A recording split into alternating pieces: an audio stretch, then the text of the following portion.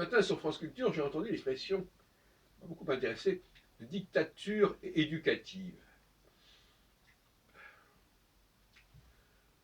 C'est-à-dire que on croit que la dictature, elle ne passe que par le pouvoir politique en place, etc. Mais elle passe aussi par la société. Quand j'étais en Israël, ma première expérience israélienne entre 67 et 69, puisque je suis allé d'abord en 67 déjà après la guerre de 6 jours, puis je suis revenu, etc. Donc on peut dire que c'est 67-69, pendant, on peut dire 2 ans. Ma expérience israélienne m'a fait comprendre que nous étions dans une société marquée par une certaine forme de dictature éducative.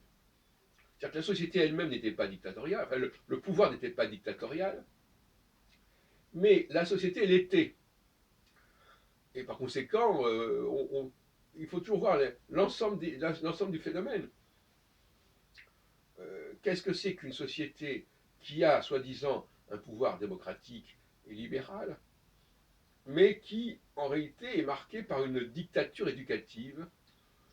Moi-même, j'ai vécu avec la mère d'un jeune Israélien, donc je sais de quoi je parle. Et voilà, on leur mettait dans la tête un certain nombre de choses, et c'était beaucoup plus efficace qu'une dictature extérieure avec ses manifestations traditionnelles de la dictature. Et on oublie cela quand on parle aujourd'hui, on dit il y a des démocratures, etc.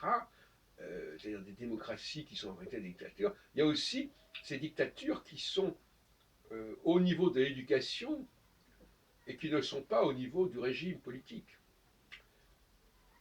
Et ça aussi, il faut le savoir. Et à ce propos, on rappelait aussi tout à l'heure, dans une émission toujours France Culture, que l'éducation, c'est pas uniquement l'école, c'est aussi la famille. Et que par contre, les immigrés, moi, à mon avis, même s'ils sont nés en France, ils sont profondément marqués par les valeurs véhiculées par le milieu familial et qui se pérennisent éventuellement. Valeurs de l'immigré lui-même, c'est-à-dire qu'est-ce que c'est qu'immigration et quelle est la stratégie de l'immigré, se faire passer pour ce qu'il n'est pas. Et puis valeurs qui sont liées à la culture d'origine. Voilà, un double déterminisme là qui est important et qui fait que l'immigré, quelque part, n'a pas la même mentalité que celui qui n'est pas immigré. Hein, ça paraît évident. Et ça vaut pour les juifs aussi. Il y a les juifs qui sont descendants d'immigrés, et les juifs qui ne sont pas descendants d'immigrés. Même si on peut. Alors certains disent, oui, mais de toute façon, vous étiez immigré à un moment donné, il y a X milliers d'années. Non, il faut être sérieux. L'immigration, ça se joue sur 3, 4, 5 générations. À partir de là, autrement, on peut remonter au déluge.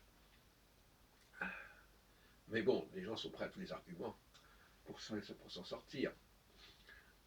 Donc, la dictature éducative, c'est aussi ce qui est transmis par la famille, par l'éducation, par le milieu.